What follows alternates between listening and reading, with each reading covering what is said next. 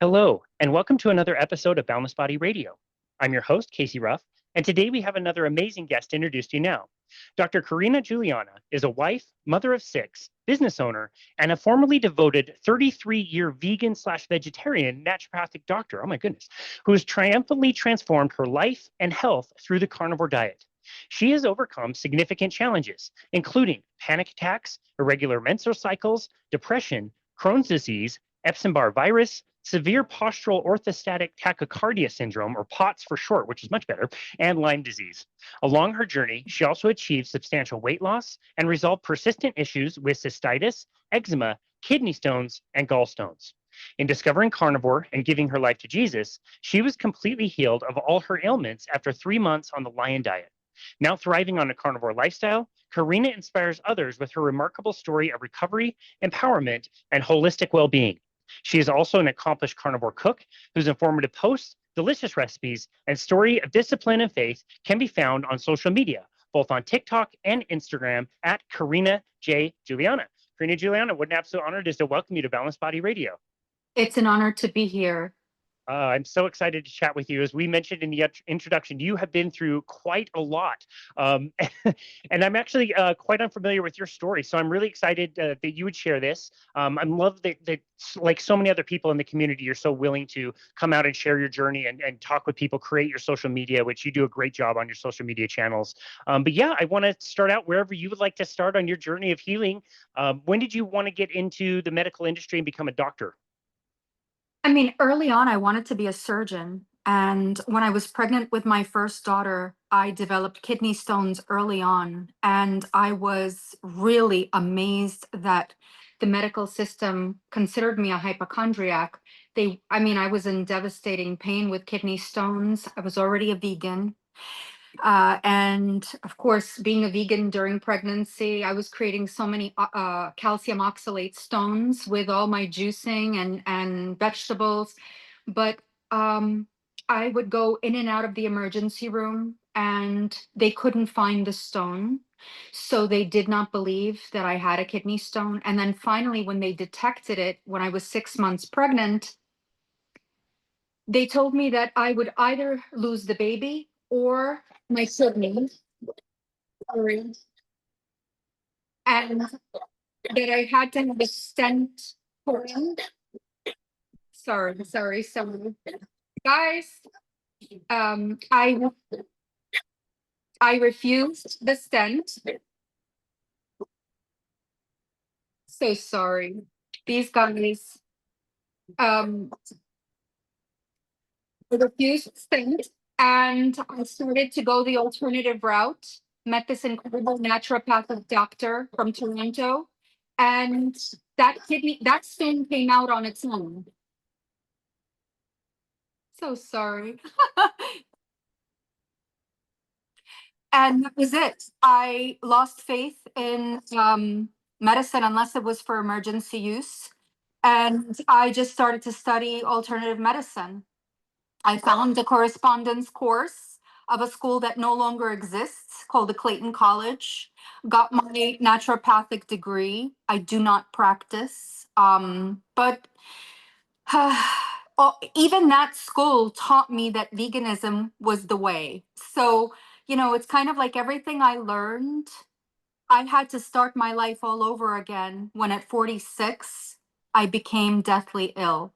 And my life was put on hold. And I mean, so many things were hitting me at once at 46 that I really thought that, gosh, this is not, it's impossible to live this way. It really was impossible because the panic attacks were the main, most debilitating thing that I've ever experienced in my life. And they were so detrimental that I couldn't participate in life. I couldn't sit in a restaurant. I couldn't do anything.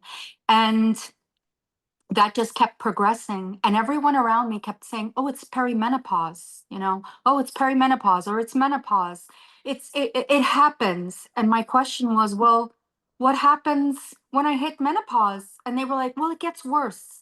So I was like, there's no way that I could take this life sentence, and there was no way that I could live like this. And that just led me down changing my diet. Initially, I added back meat back in, and I felt a little bit better, but I just kept getting sicker and sicker in other ways. So that's about naturopathy. Yeah, gotcha. Wow. Let's go all the way back then. And when you first decided to start, did you start vegetarian before you transitioned over to vegan? And when was that? And yeah, what did that look like, and what was your motivation? So my motivation came from I was 17 years old. I was in college. I had met someone very brilliant that was a vegan. And there was spiritual reasons, there was animal love reasons, and there was the whole nonsense of acidity versus alkalinity and how meat is acidic and you're going to get sick and get cancer and die if you eat red meat. So I decided, you know what? I have a very extreme nature and I'm disciplined if I know enough. So I knew enough about, this vegetarian lifestyle, and I decided to go cold turkey. I went vegan. And initially, cutting out all the junk food that I was eating prior, of course I started to feel great. And what people don't understand is that when you cut out junk food, you do feel good. But amazingly, I developed chronic cystitis and kidney stones, which were a result of calcium oxalate stones being made in my body. And what did I hear from my family? It's genetic. My mom, my grandmother, my late aunt, everyone had chronic cystitis and kidney stones. Of course, because we ate the same diet. Very high in vegetables, very high in greens, very high in oxalates. So from then on, I would dabble with a little bit of dairy, and then I finally added eggs back in. So I was vegetarian, didn't feel good, went back to vegan, discovered raw vegan in my early 40s, was raw vegan for 6 months, and then went back to vegetarian. So for 33 years, it was a braid of intertwining vegan, vegetarian, and raw vegan. Uh, when you would add in, the eggs and the dairy, do you think that would be like enough to kind of keep you going down that track a little bit? Or, I mean, it doesn't sound like it was enough to fully cure you and make you feel all the way better. But did you feel a little bit better when you were adding at least eggs and dairy? I did not, because I wouldn't add them in as just eggs and just a piece of goat cheese or a piece of feta or some raw cheeses. I was doing it in things that had carbs in them. So for me, as a former vegan, vegetarian meant I can have something with eggs. I can have something that contains dairy instead of just eliminating the stuff that really our bodies don't need and focusing on the high fatty proteins. Yeah, gotcha. Okay. And then obviously this would have changed drastically in the 33 years that you were, mostly vegan, some vegetarian. But as you look and generally speaking, it sounds like your vegan diet was just about as good of a vegan diet as somebody could do, right? Like we hear the saying that like potato chips and Oreos are vegan, that sort of thing. It sounded like yours was a fairly clean diet with a lot of whole foods. Is that true? At times, initially, yes. And then I had a severe eating disorder from age 12, and I was highly addicted to carbs. So, what it would look like would be me going for 1 month super clean. And then adding in the potato chips and adding in the vegan Oreos and adding in all the junk as long as it was labeled vegan. So it was a yo yo, and I was starving all the time. Yeah, you hear that a lot for sure. Did you have any I mean, obviously besides the school that you went to, kind of reinforcing this, but did you have any education as far as like how to combine different foods to get a sufficient amount of protein, or is that something you struggled with? I did, but what was protein? Rice and beans, lentils. I mean, I couldn't digest it. I was so bloated from it. If I didn't take enzymes, I felt horrible. And then after even a high protein vegan or vegetarian meal, I was on the couch. I could not get up. I was gaining weight. I had to starve myself. I was bulimic in order to lose weight. I could not maintain a healthy weight. Wow. Wow, that's crazy. When did the skin issues start? We mentioned eczema in the introduction. Early on, probably when I was 17 years old. Okay, gotcha. And then tell us about the juicing as well. I know that's something you also mentioned, but how was that part of all of this? Very often, practically every day, I would have green juices. At least once a week, I would have wheatgrass juice at the local health store. I would make sure to have beet, celery, cucumber juices, add some greens in there, add some herbs in there. This was quite an often ritual for me. Wow.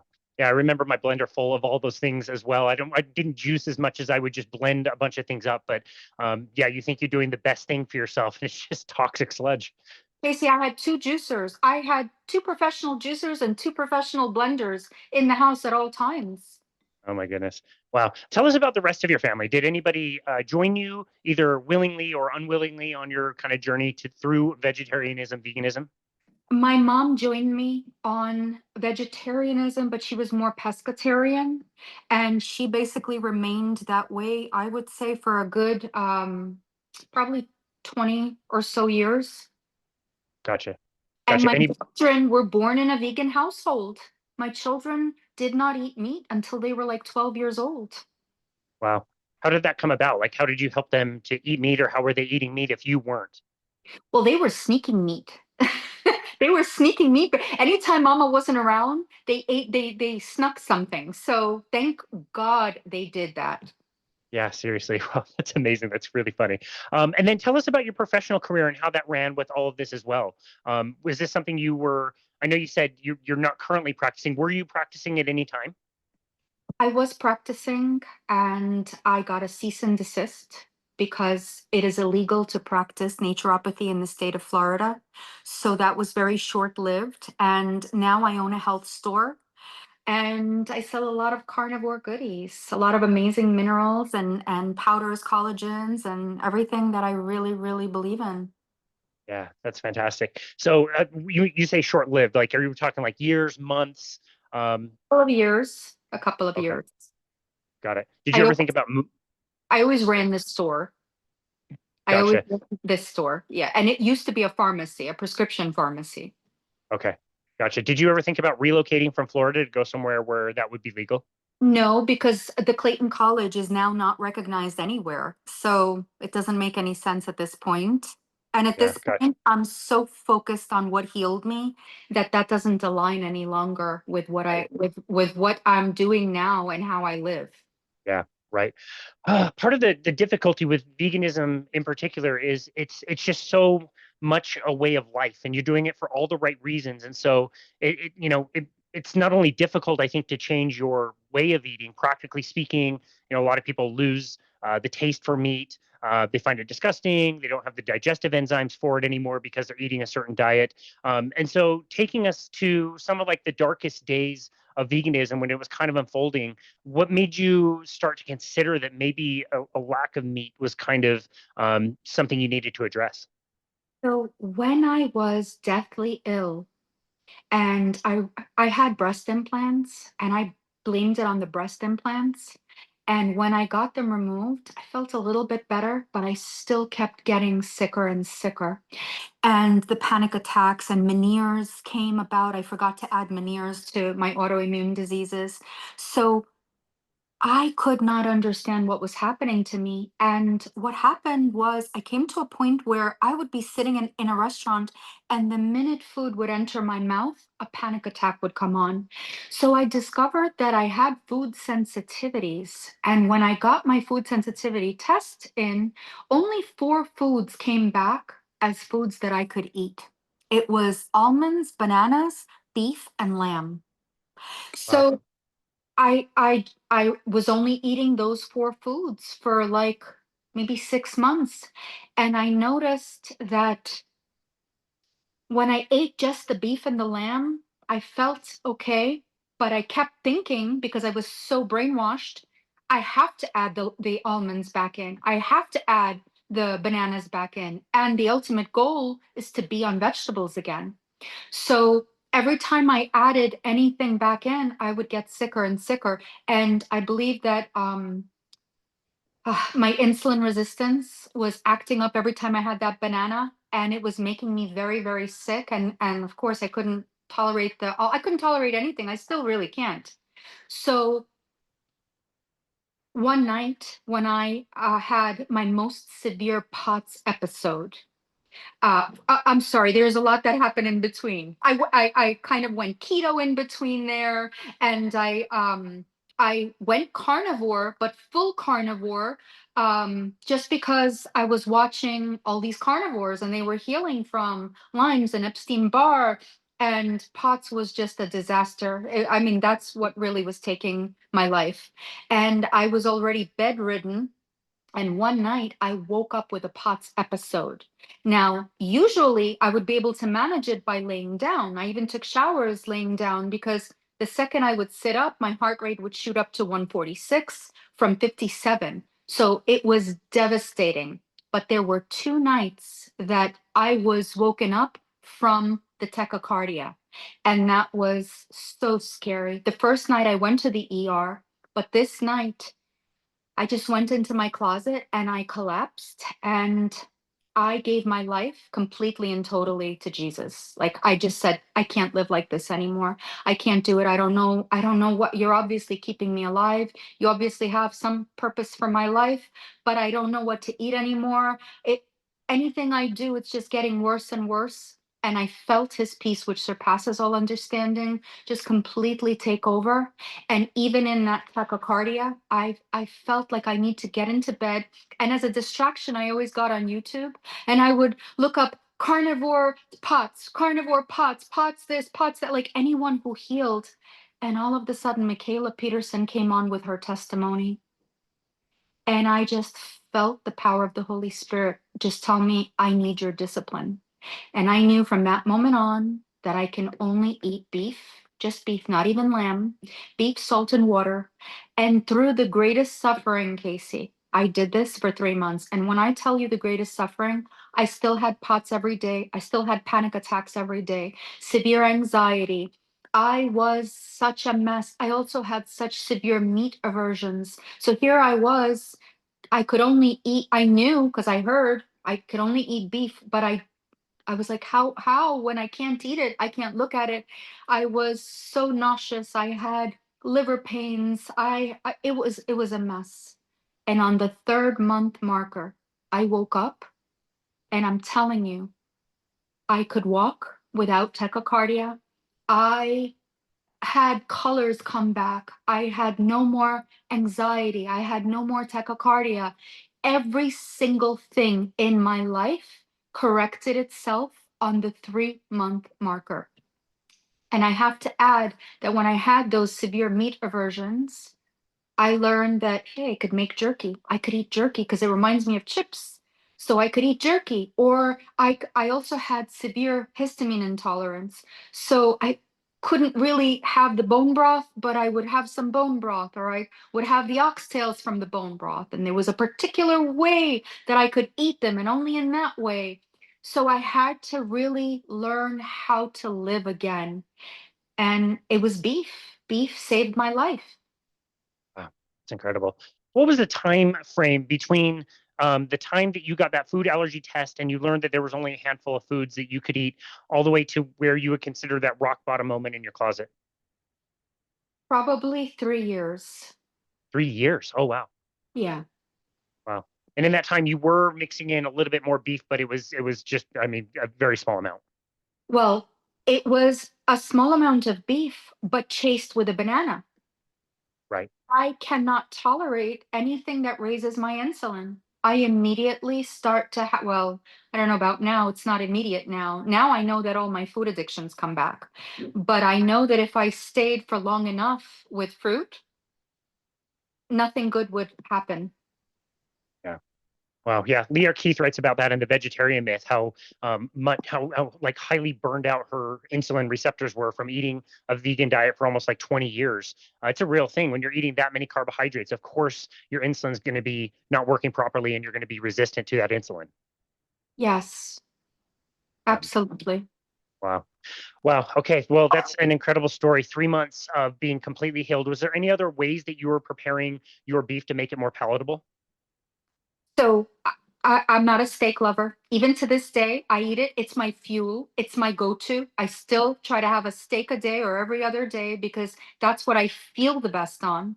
But the way that it was more palatable was oxtails. I would first sear them because the smell of them just put into water couldn't do it. So I had to sear them, put them into a little bit of water, get them to where they were falling off the bone, and then put into the air fryer and crisped up. That was a way that I could do it. And beef jerky. I had a month straight where I could eat nothing but beef jerky. And I love my own jerky. It's super good. Making your own is really a game changer. I'm so glad I invested in a dehydrator last year. It is super good for sure. What was your family thinking at the time that you were making all these changes, having meat out of your diet for so long? Were they supportive of you? What were they thinking as you were making this transition? So my husband was the most supportive, is the most supportive. I don't know, I could not have done it without him because the days where I could not move and I was literally just in hell, he would make my jerky, he would make my bone broth, he would put it in the air fryer for me, the oxtails, short ribs also. He has always believed in me. My children are very supportive, especially when they saw that it did wonders in my life and gave me back my life. The rest of my family, very, very against it to this day. Mm, wow. Wow. Did anybody suspect that it was diet that was causing these things? Like, did your husband at any point think like, well, maybe we think that this is the healthiest diet you can absolutely be on, but clearly something's going wrong. Maybe it is the diet. Did he ever think that was maybe the case?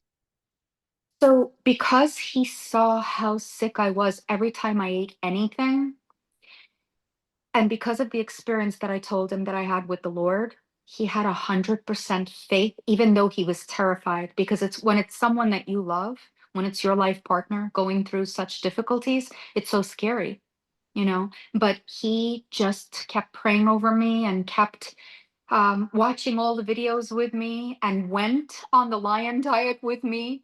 And he saw how it transformed his life. And he just believed. He believed until the very end. Wow. What helped him convince I mean, was it the videos primarily that made him think that a carnivore diet would be okay? Again, like going back to the vegan days, I'm not sure whether he was vegan or vegetarian with you as well, but like, did he ever expect the vegan diet was causing all the health issues? He did not because when I met him, I was vegan, tried to put him on vegan, and that was short-lived because right after that, I had taken the blood food sensitivity test. So I just knew that that wasn't happening. Gotcha. Okay. Wow, that's amazing. Tell us, take us back to the recovering days when you committed to this, you wanted to do this. Obviously, it was 3 months of kind of suffering and hell. What things started to clear up first, or at least start to get a little bit better in the beginning? Casey, nothing. It happened overnight. That's the miracle. The miracle is that actually only one thing got better. I was able to actually have meals. I was able to actually eat. Whereas in the beginning, I would say for probably an entire month, it was really hard for me to eat. It was hard for me to keep anything down. I would flush. I didn't know that I had severe histamine intolerances. So I really had to adjust to be able to eat meat. I couldn't have steak because I couldn't even palate it. I couldn't look at it. It was really hard for me. Then I discovered that if I overcook ground beef, I can eat it. If I overcook steak, by the way, this is on overcooked steak. I had everything overcooked. It's not like now where I could actually even enjoy some raw meat.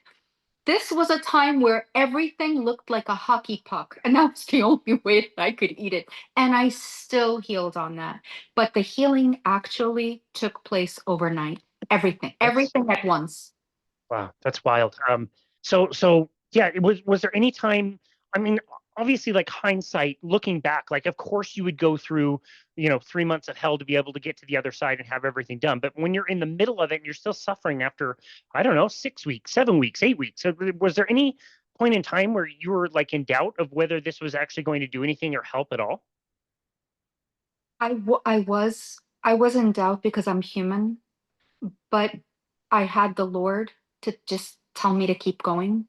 And there was a time where I actually got a session with Dr. Sean Baker just for him to tell me, yeah, it's going to be okay. Just keep going. That's all he said. But that was enough because I was so desperate to heal. I knew that I had something really big that I had to share with the world. And I knew that if I was going to die, I was already supposed to be dead. So the fact that I was going through this, maybe it was to help so many people that are suffering like me. And I'll be 54 next month. And I honestly feel better than I felt when I was 30. My Wow. hormones are better than they were when I was 30. That's super cool. I love that. And we also mentioned this in the introduction, and we haven't really talked about it too much. But you had a journey with weight loss as well.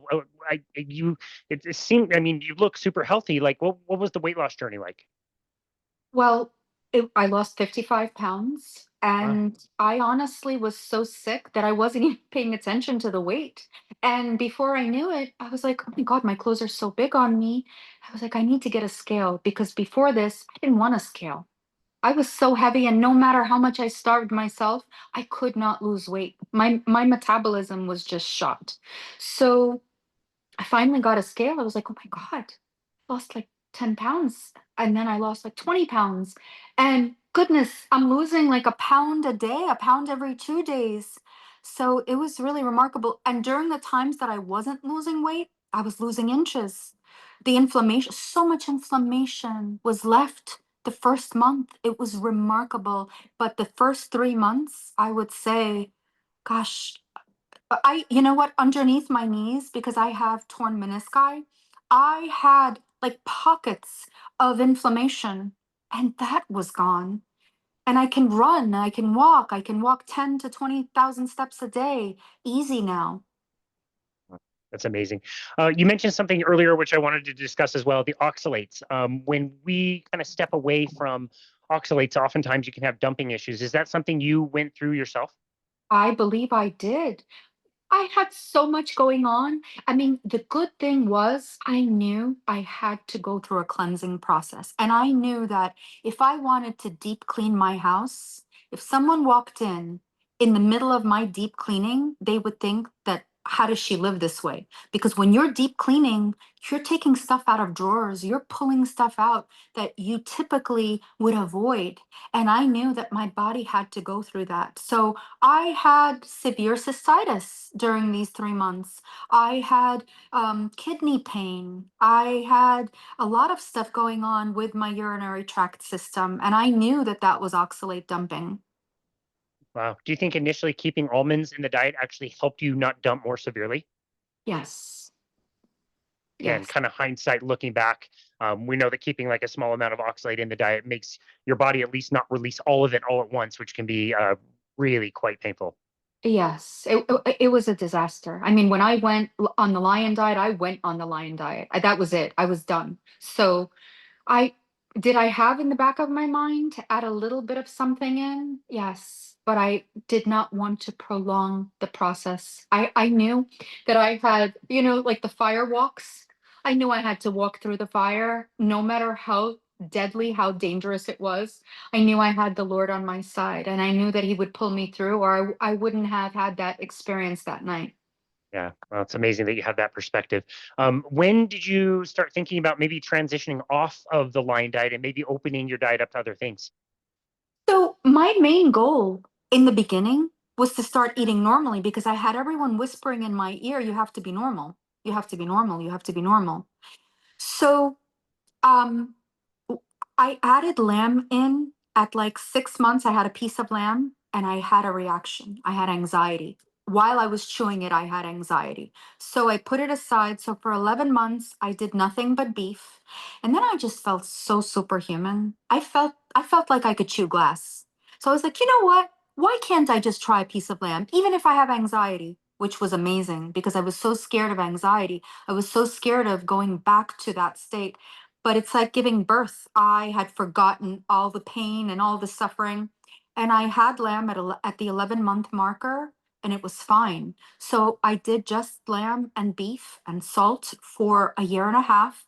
And My greatest joy in life was black coffee, and I had found this no mold, low acid black coffee, and I was like, you know what? I'm gonna start smelling it. I'm gonna start smelling it and just enjoying it like that. And then I finally took a sip, and I felt fine. I felt absolutely fine. So I added the black coffee back in, but just the no mold one. And then I had something else, some other protein, and that was fine. So I saw that, you know what? I think I can be carnivore. And I was for a short while, and then I added some spices back in. 1 month of spices, and probably in the two on the 2 month marker of adding them back in, I was not at 100%. It wasn't really bad, but I wasn't just super incredible. So after the month marker, I went back to lion diet. That's always my reset. Went back to lion diet, reset for like 3 months, then went carnivore again. And I have to tell you that I have been carnivore for 3 months, and 6 days ago, I went back on lion because I started to have some heel pain upon standing. I think it's plantar fasciitis, but it's gone after 6 days of the lion diet. And I was suffering with that for a good 3 months. So Oh, I just find that I do best with ruminant meat. And will I stay on lion diet? No, because it's so hard. But will I stay on carnivore for the rest of my life? Philippines 413 tells me I can, and I absolutely will, only with God's help, because there is no other way in this world that I could do it. There's just no mm. other way. When you do go towards or away from lion diet, are those the few plant foods that you continue to keep in? So like coffee, no, Just coffee. Just just coffee. coffee, And spices. no spices. I'm still having my coffee. I'm great with it, but I cannot have one spice. Not one. Yeah. Yeah, it's very interesting. You hear stories about people who are that sensitive to it, and you would think like spices, like what's the big deal? It's probably not, a huge thing for a lot of people, but for some people it can be. Did you notice a distinction between any of the spices themselves? Like, was it more like rosemary, thyme kind of things that are a little bit more like pungent? Did you notice, or was it just really like all spices are just not great, including like black pepper? So I think it's absolutely all of them that I have some kind of reaction to. I think I just can't. I think I've eaten so many plants, and you know how they'll accumulate poisons in your body, all those anti-nutrients. I think I've accumulated so many in these 33 years that I was plant-based that I've had enough. I just had my threshold. Yeah.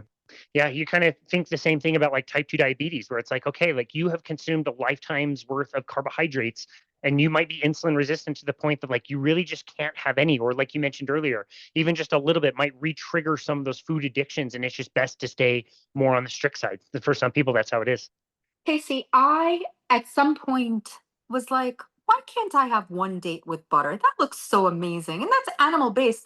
I'm always like, gosh, these people that are animal based, they're so blessed, because I think that's the ideal, most amazing diet, like in terms of my taste buds.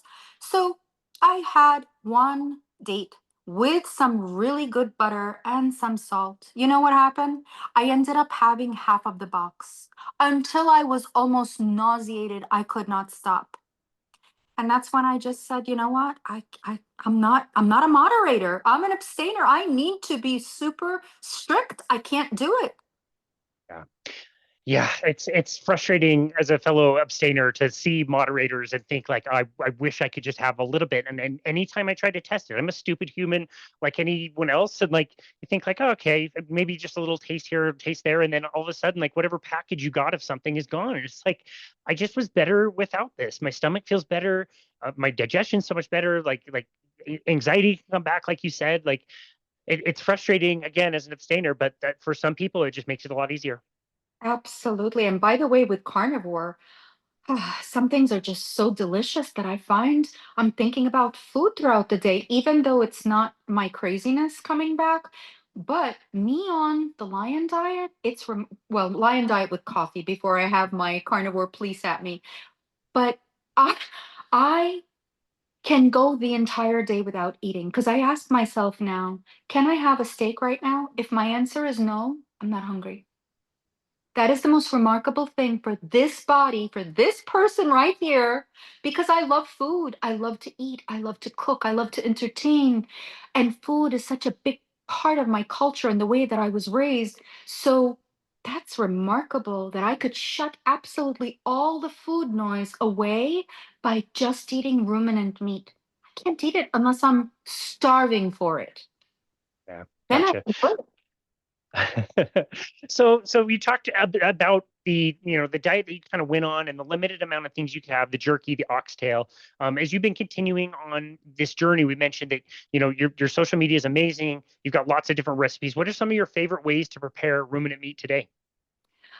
My favorite ways are probably in the air fryer, fast and easy. I work 7 days a week most times, and I have my air fryer. I just throw in some lamb chops or a lamb shoulder or a steak in there, and it's fast. Anything that's for me, I like to make very quick. But if I'm home, if I have the opportunity and the luxury to cook, I love to make bone broth. I love to make braised oxtails, short ribs. I love liver. I was going to ask you about organ meats. That is something you include as well. So I try not to include them because I don't do very well on them. I had very high copper when I was sick. So I noticed that right after I eat liver, I get some weird symptoms. However, when I'm on the lion diet for over like a month, especially now as this is just a reset and not me cleaning from the start, I'll be able to include it back in. So when I'm out, I always order veal liver when it's available. Gotcha. Okay, yeah, that makes sense. And I want to also go back to another thing that you mentioned. You mentioned that your husband was fully on board, very supportive. He tried the diet as well. He noticed a lot of things. What things did he notice when he switched over? So he's military. He's a super athlete. He wakes up at 4:30 in the morning, rain, sunshine, hurricane, it doesn't matter what it is, 7 days a week. He never takes a day off. But he always had knee issues. He had lower back issues. He had just from being on the ship for so many lifetimes. He had a lot of thyroid issues, a lot of digestive issues. He always had heartburn. And he was on the highest dose of Synthroid since he was in his early 20s. Now, all of the sudden, he didn't need his knee compressions anymore. He had no back pain. He lost like 25 pounds. And at his 6 month blood work, his doctor said, I don't know what you're doing, but your Synthroid, you don't even need to be on it at this point. So he went from the highest dose to his doctor saying, I can't just take you off of it. So I'm going to put you on the lowest dose and see how you're doing, but I'm going to have to take you off if this continues. His testosterone is through the roof. All of his hormones are incredible, and he's going to be 60 in April. So I'm with a young, sexy, amazing man. It's remarkable. We're like in our 20s. Love it. Yeah, that's amazing. That's so cool. Okay, so you mentioned, again, husband's on board, kids are very supportive. You mentioned the rest of, I'm assuming your family, maybe friend groups, whatever, have not been supportive. Can you comment a little bit on that and why you think that is? If they can't, surely they must be seeing the amazing change in yourself and your husband. And why do you think they're not more open or more curious to what you're doing when they're seeing all these amazing benefits? I think that everybody is brainwashed. And when I think it takes a particular character to be able to do something like this, as opposed to go to the doctor, get your prescription, get an immediate so called fix that just nips, the flowers on the bush, but is making the root grow stronger and stronger. I am not like that. I need to get to the root, and I'm willing to suffer for it. I'm willing to suffer for uh, getting to my goal. So I don't think that everybody's like that, and I differ very much from the people in my life in that aspect.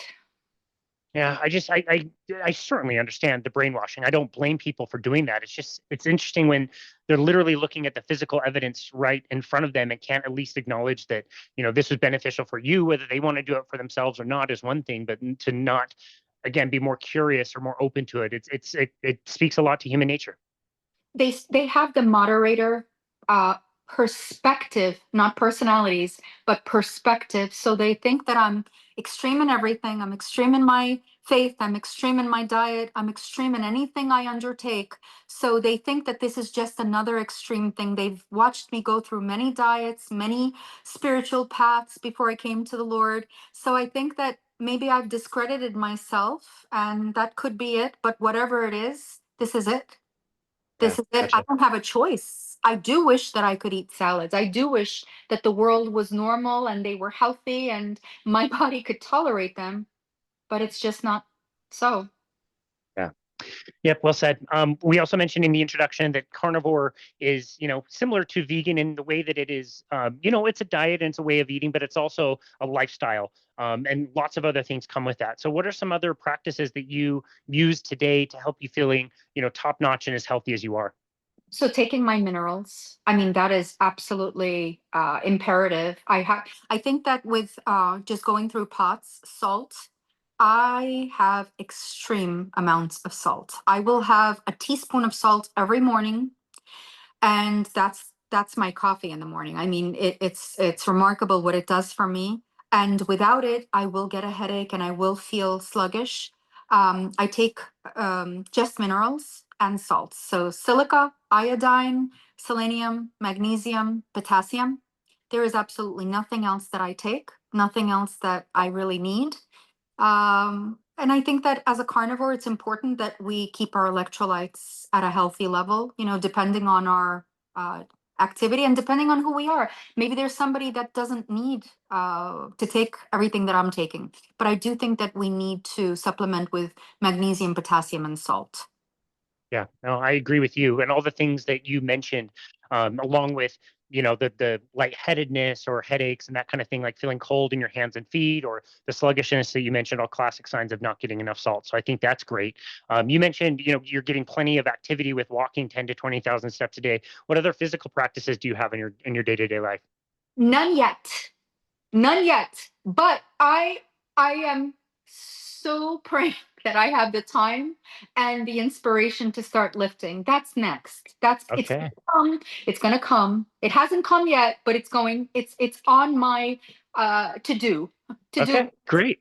Yeah, that's great. What do you think is holding you back so far? work. Mm, Work. Yeah, work. I have a house to run. I have a family. I have kids. Just so many excuses. And I know that they're all excuses. So I just need to jump into it and start. And I yeah. will. That's good.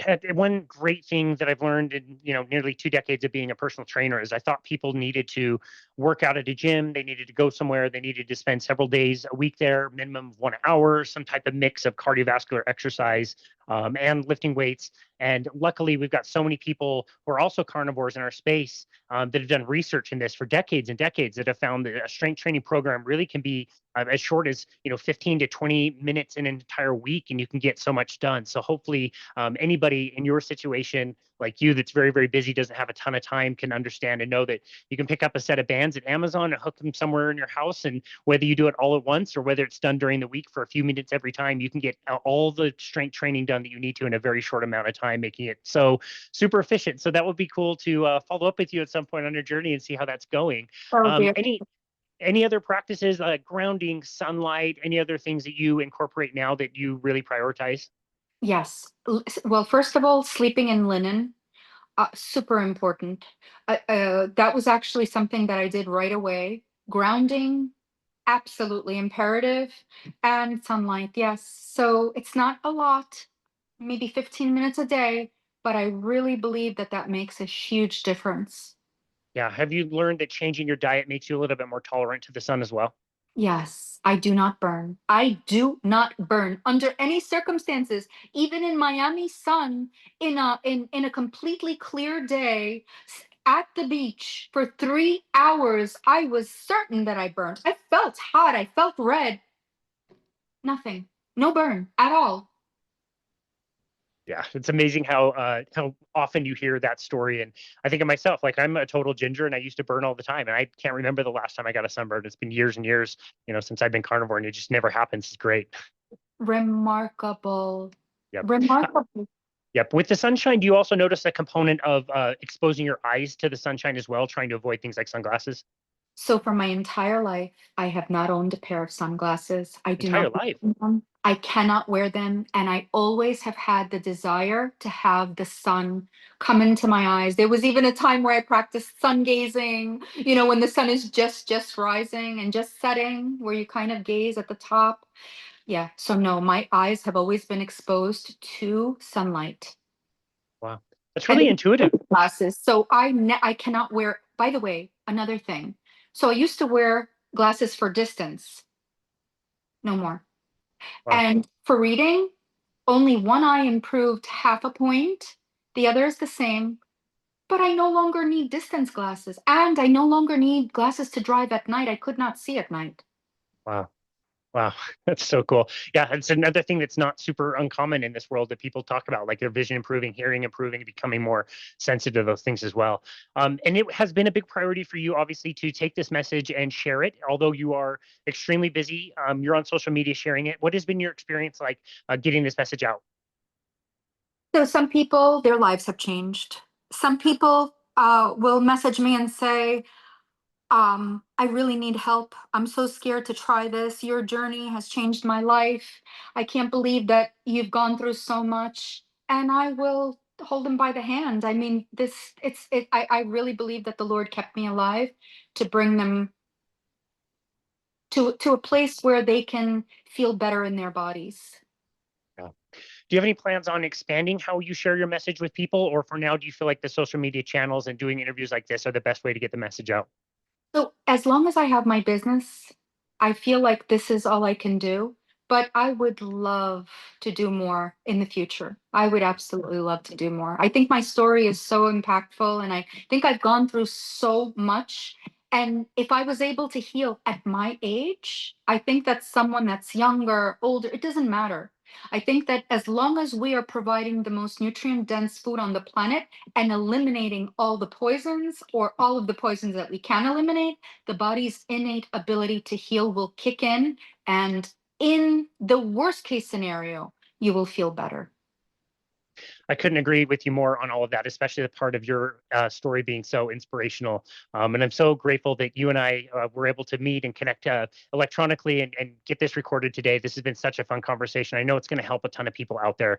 It is really admirable what you're doing, and by taking the resources that you have and trying to share that with others. I know how gratifying it can be on the one hand to share the message, but it also takes a lot of work. And so really grateful for you and for stopping by today for this amazing story. Where can people connect with you and find you, and also tell us about your business and where people can find that as well? So it's Solutions Mind and Body in Sunny Isles, Florida.